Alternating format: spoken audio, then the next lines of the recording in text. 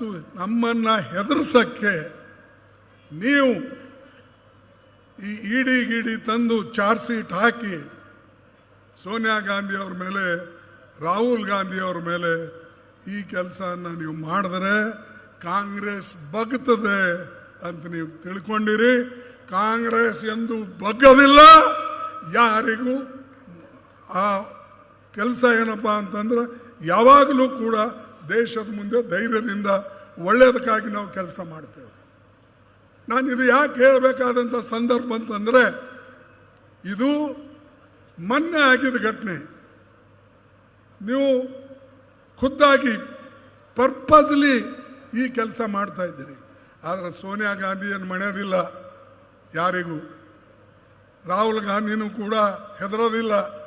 ಅರೆ, ಅವ್ರ ಕುಟುಂಬದಲ್ಲಿ 2 ಪ್ರಾಣ ಹೋದ್ರೂ ಕೂಡ ಇವತ್ತು ಜನರ ಜೊತೆಯಲ್ಲಿದ್ದಾರೆ. ಅವರು ಇಂದಿರಾ ಗಾಂಧಿ ತನ್ನ ಪ್ರಾಣ ಕೊಟ್ಟರು, ರಾಜೀವ್ ಗಾಂಧಿ ತನ್ನ ಪ್ರಾಣ ಕೊಟ್ಟ ದೇಶದ ಐಕ್ಯತೆಗಾಗಿ.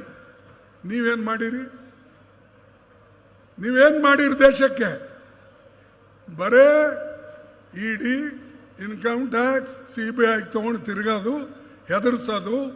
ಎಲ್ಲೆಲ್ಲಿ ಕಾಂಗ್ರೆಸ್ ಗೌರ್ಮೆಂಟ್ಗಳಿವೆ ಅದಕ್ಕೆ ಯಾವ ರೀತಿಯಾಗಿ ಕೆಡವಬೇಕು, ತೆಗೆದು ಹಾಕಬೇಕು, ಅಧಿಕಾರ ಕೈಯಲ್ಲಿ ತಗೊಳ್ಬೇಕು ಅಂತಕ್ಕಂಥ ಪ್ರಯತ್ನನ ಮಾಡ್ತಾ ಇದ್ದಾರೆ. ಅದೇ ಪ್ರಯತ್ನ ನಮ್ಮ ಕರ್ನಾಟಕದಲ್ಲಿ ನಡೆದಿದೆ. ನಮ್ಮವರು ಹುಷಾರಾಗಿರ್ಬೇಕು. ನಿಮ್ಮಲ್ಲೇನೇ ಭೇದ ಭಾವ ಇರಲಿ, ನೀವು ಒಂದಾಗಿರ್ಬೇಕು.